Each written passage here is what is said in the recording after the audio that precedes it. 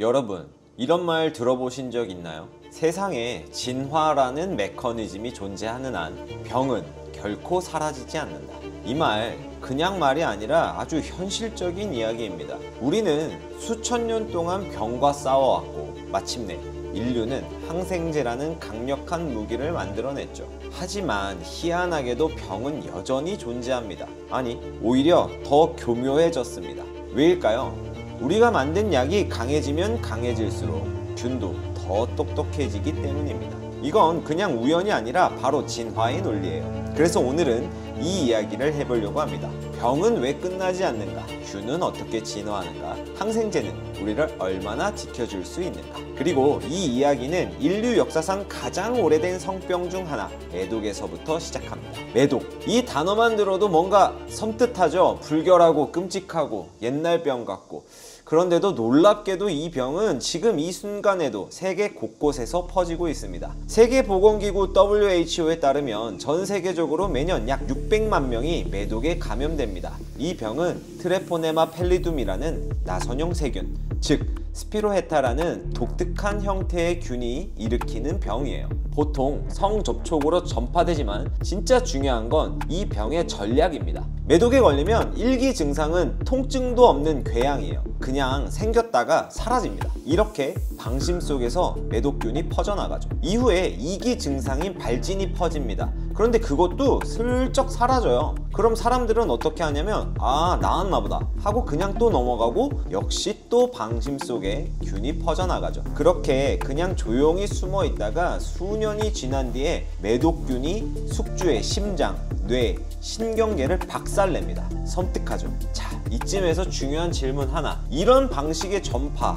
이거 세균치고는 너무 계산적인 것 같지 않나요? 맞습니다. 이건 그냥 우연이 아니에요. 매독균은 진화를 통해서 살아남는 법을 터득한 겁니다. 사실 매독균은 원래 피부에 감염되는 균이었어요. 우리가 지금 알고 있는 매독의 조상은 얄파라는 열대지역 피부병을 일으키는 균이었죠. 이 균은 아프리카, 남미 같은 더운 지역에서 아이들의 피부나 뼈에 감염되곤 했습니다. 그런데 어느 순간 얄파균은 전혀 다른 방식으로 진화하기 시작합니다. 왜일까요? 세상이 발전하면 발전할수록 위생이 좋아지고 사람들끼리 피부 접촉이 줄어들고 병변이 눈에 띄니까 그걸 피해버리거든요. 그러면 이 병이 전파가 잘 안 되겠죠? 그러니까 인간이 매우 자주 접촉하지만 눈에는 잘 띄지 않고 그 자체로 감염되기 쉬운 부위가 있죠? 네, 바로 성기입니다. 성기는 점막이고 혈관도 풍부하고 무엇보다 반복적인 접촉이 있는 부위죠. 균 입장에선 그래!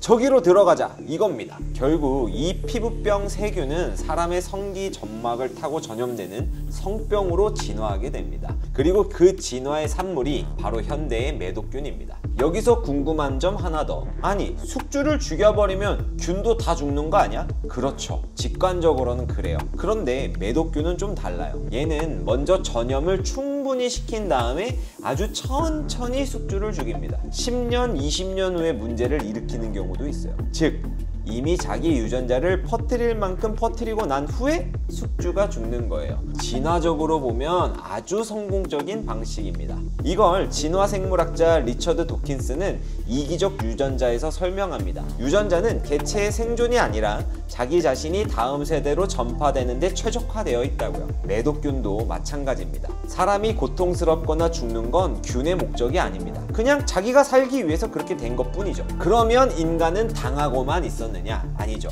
1928년 영국의 세균학자 알렉산더 플레밍이 실험 도중 우연히 곰팡이 하나를 발견합니다. 바로 페니실리움 노타툼. 그 곰팡이 주변에서 세균이 자라지 않는 걸 보고 이거 뭐가 있는데? 하고 알아차린 거죠. 그게 바로 인류 최초의 항생제, 그 유명한 페니실린입니다. 하지만 이걸 실제 약으로 만든 건 세계 2차 대전 때였어요. 옥스퍼드의 하워드 플로리와 어니스트 체인이라는 과학자가 전장에서 죽어가는 병사들을 살리기 위해서 페니실린을 대량 생산하는 데 성공하죠. 전쟁이 사람을 죽이기도 했지만 사람을 살리는 약을 만들게 했다는 것도 참 아이러니합니다. 그렇다면 페니실린은 어떻게 세균을 죽일까요? 세균은 외부 압력에 저항하기 위해서 단단한 세포벽, 셀월을 가지고 있습니다. 그런데 페니실린은 이 벽을 제대로 못 만들게 방해해요. 그 결과 삼투압에 의해서 안에는 물이 스며들고 그 세균은 압력에 터져서 죽습니다. 우리는 괜찮냐고요? 괜찮습니다. 사람의 세포는 세포벽이 없기 때문이에요.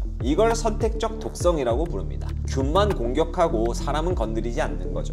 하지만 이 강력한 무기는 완벽하지 않았습니다. 모든 균이 다 페니실린에 당한 건 아닙니다. 어떤 세균은 세포벽이 원래 약하고 어떤 균은 페니실린을 분해하는 효소를 만들기도 합니다. 어떤 균은 약을 몸 밖으로 뱉어내는 펌프를 쓰기도 하고요. 결국 과학자들은 더 많은 항생제를 개발하기 시작합니다. DNA 복제를 방해하는 항생제라든지 단백질 합성을 막는 항생제라든지 엽산 대산을 방해하는 항생제까지. 하지만 균들도 진화합니다. 약을 피하거나 아예 무시하는 방향으로요. 그래서 우리가 알고 있는 슈퍼박테리아가 등장합니다. 대표적인 게 MRSA, VRE, CRE 같은 내성균들이죠. 그리고 중요한 진실 하나, 항생제는 나쁜 균만 죽이는 스마트한 무기가 아닙니다. 그냥 해당 구조를 가진 균은 다 죽인다가 원리입니다. 그래서 장 속의 유익균인 유산균도 다 같이 죽는 거예요. 그래서 항생제 먹고 나면 설사를 하거나 장염에 걸리거나 면역력 저하가 생기는 거예요. 약이 우리를 도와주는 동시에 우리 내부 시스템을 무너뜨릴 수도 있다는 거죠. 이제 다시 처음으로 돌아가 봅시다. 왜 병은 사라지지 않을까요? 이 이유는 아주 단순합니다. 진화라는 메커니즘이 존재하는 한 병은 사라지지 않습니다. 우리가 새로운 약을 만들면 균은 또 새로운 생존 전략을 만들어내고 거기에 따라 진화합니다. 이건 총성 없는 전쟁입니다. 생존을 위한, 존재를 위한 싸움이죠. 하지만 생각해보면 이 충돌은 단지 싸움이 아니라 우리가 지식을 쌓고 진보하고 의학을 발전시키는 과정이기도 합니다. 병은 인류의 적일지 모르지만 어쩌면 우리를 인간답게 만든 존재일지도 모릅니다. 우리는 계속 싸울 겁니다. 그리고 그 과정에서 계속 배우고 진화하겠죠.